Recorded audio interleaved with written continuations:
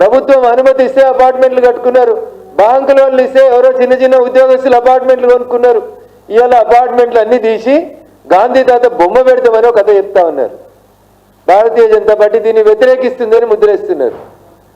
ఈ దేశంలో సబర్మతి ఆశ్రమాన్ని డెవలప్ చేసింది, వారు పుట్టిన గుజరాత్లో గాంధీ తాతకు సంబంధించిన సబర్మతి ఆశ్రమాన్ని డెవలప్ చేసింది ఎవరని ఉంటే అది నరేంద్ర మోడీ గారు తప్ప ఇంకొకరు కాదనేది కాంగ్రెస్ పెద్దలు అర్థం చేసుకోవాలి.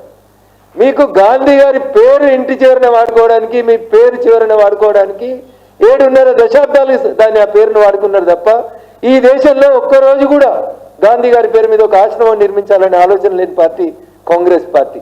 అది చేసింది మేము, భారతీయ జనతా పార్టీ. గుజరాత్ ముఖ్యమంత్రి గారు నరేంద్ర మోడీ గారు చేసిండ్రు, ఏ ఒక్కరికి నష్టం జరగకుండా చేసిండ్రు. పేద ప్రజల సబర్మతి రివర్ ఎంబడినటువంటి వాళ్ళందరికీ ముందే పునరావాసం కల్పించిన తర్వాత అక్కడ సబర్మతి ఆశ్రమం డెవలప్ చేసింది.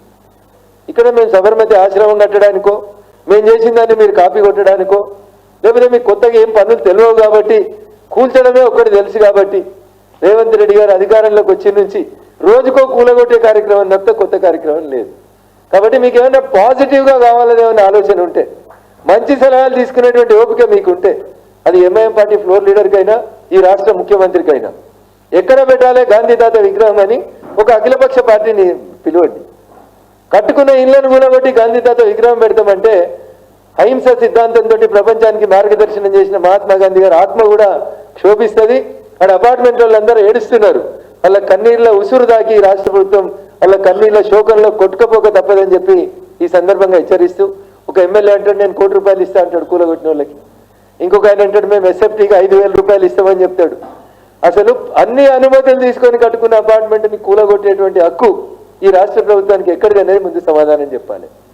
ఏ హక్కు లేకుండా చెరువు మధ్యలో, సల్కం చెరువు మధ్యలో కట్టిన కాలేజీని కూలగొట్టేందుకు మాత్రం మీరు గొప్పగా చెప్పినటువంటి హైడ్రాకు మాత్రం మనసు రావట్లేదు.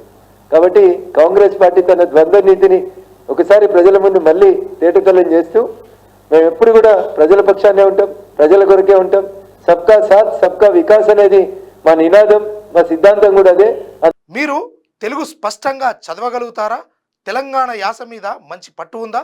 అయితే మీకోసం క్యూన్యూస్ ఒక మంచి అవకాశం కల్పిస్తుంది. ఇది ప్రత్యేకంగా విద్యార్థులు, గృహిణులు, వయసుతో సంబంధం లేకుండా ఎవరైనా సరే మీరు ఇంటి దగ్గర నుంచే పని చేసుకోవచ్చు. మీ వాయిస్తోనే ఇంట్లో ఉంటూనే మంచి ఆదాయం సంపాదించుకోవచ్చు. ఇంకెందుకు ఆలస్యం? వర్క్ ఫ్రమ్ హోమ్ కి ఇప్పుడే సంప్రదించండి. మా నెంబర్లు 8688926084, 8143001981.